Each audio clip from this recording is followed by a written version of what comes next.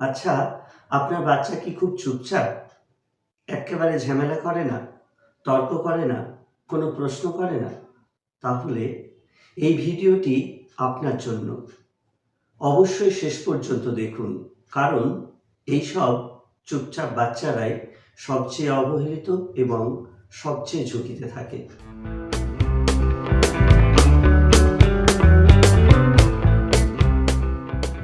নমস্কার, আপনারা দেখছেন এডুকেশন মাইন্ডসেট।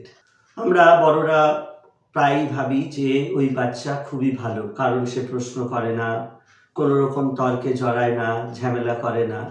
সত্যিই কি যারা ঝামেলা করে না বা শান্ত থাকে তারা সত্যিই ভালো, নাকি এই শান্ত থাকার পিছনে লুকিয়ে আছে অন্য কারণ? সেই কারণেই নিজেকে চুপ করিয়ে রেখেছে।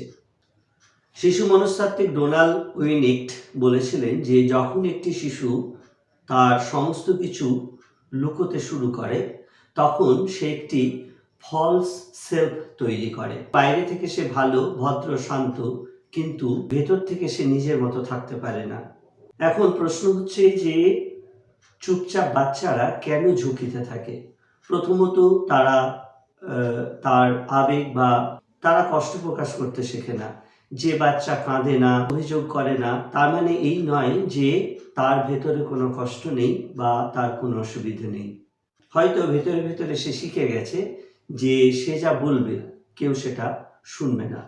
এ বিষয়ে অ্যাটাচমেন্ট থিওরির জনক জন বোলপি বলেছিলেন যে শিশুরা তখনই নিজের কথা বলে যখন সে নিশ্চিত হয় যে তার কথা শোনা হবে, অন্ততপক্ষে তার কথাটি গুরুত্ব দিয়ে বিবেচনা করার চেষ্টা হবে। আমাকে শুনবে, আমাকে বকবে না।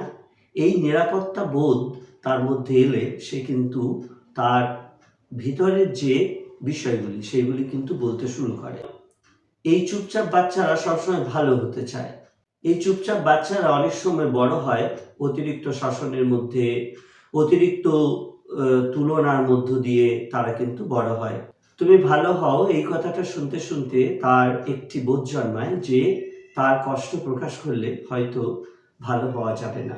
ফলে একা হয়ে যাওয়াই ভালো, এবং সে একা থাকতে পছন্দ করে এবং চুপচাপ থাকতে পছন্দ করে।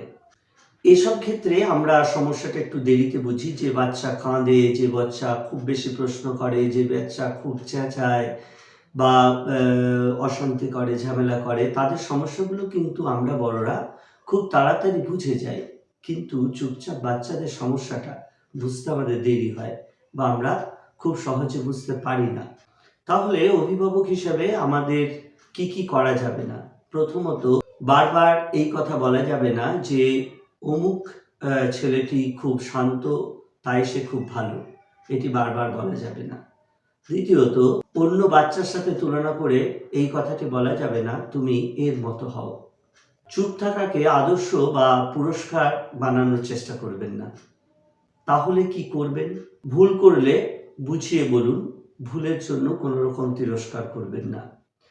কথা বলতে চাইলে থামাবেন না, অন্ততপক্ষে তাকে বলতে সাহায্য করবেন। আপনি যদি ফোনেও ব্যস্ত থাকেন, আপনি ফোন নামিয়ে তার কথা অত্যন্ত মন দিয়ে শুনবেন।